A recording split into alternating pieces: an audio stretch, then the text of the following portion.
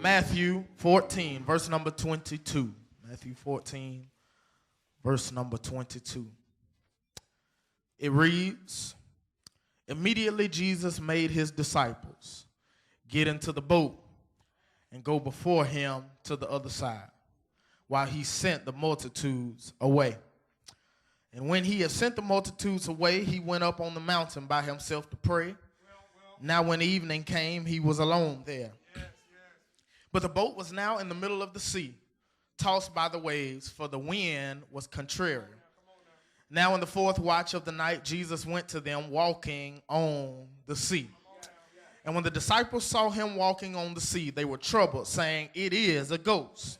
And they cried out for fear. But immediately Jesus spoke to them, saying, 'Be of good cheer. It is I. Do not be afraid.'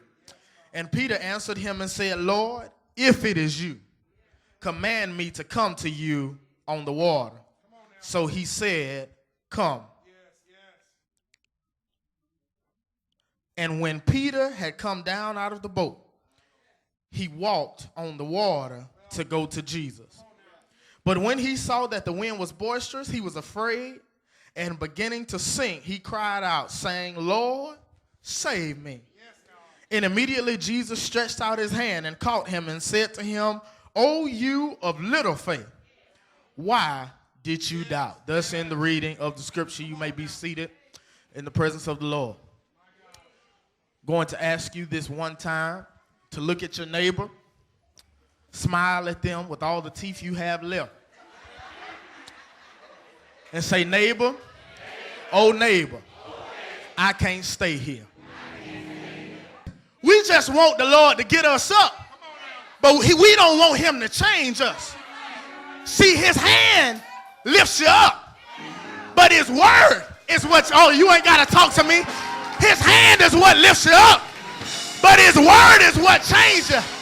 His hand is what heals you, but his word makes you live right. His hand is what will pick you up, but his word makes you love your enemies.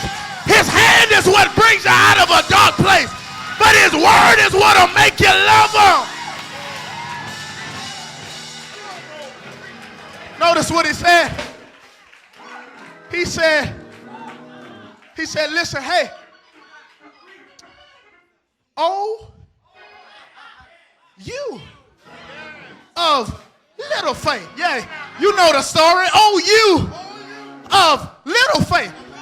Let me ask you a rhetorical question, Peter.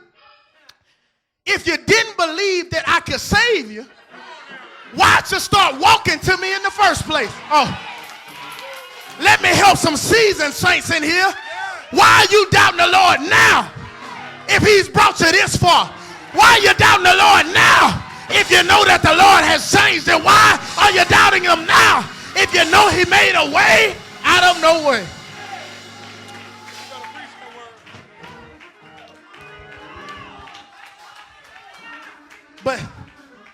But I gotta help you see something, and I promise I'm going to my seat. Watch this. The storm is still going. Oh. So Jesus waited for him in the storm. And when he messed up in the storm, the Lord saved him in the storm. Okay. Now see, I'm going to connect you back to the beginning of the message, because watch this. The next verse says that when they got into the boat, the wind ceased. Okay. You remember at the beginning, I said that the Lord wanted them to experience what life was like without him. And so now, since they found themselves in the middle of the sea, Peter gets out in the middle of the storm, and the Lord saves him in the storm. Peter says, "You know what? I can't go nowhere without you again." And I need about 2 or 3 folk who can say, "You know what? Lord, I've experienced life without you, but I won't live life without you again. Lord, I've been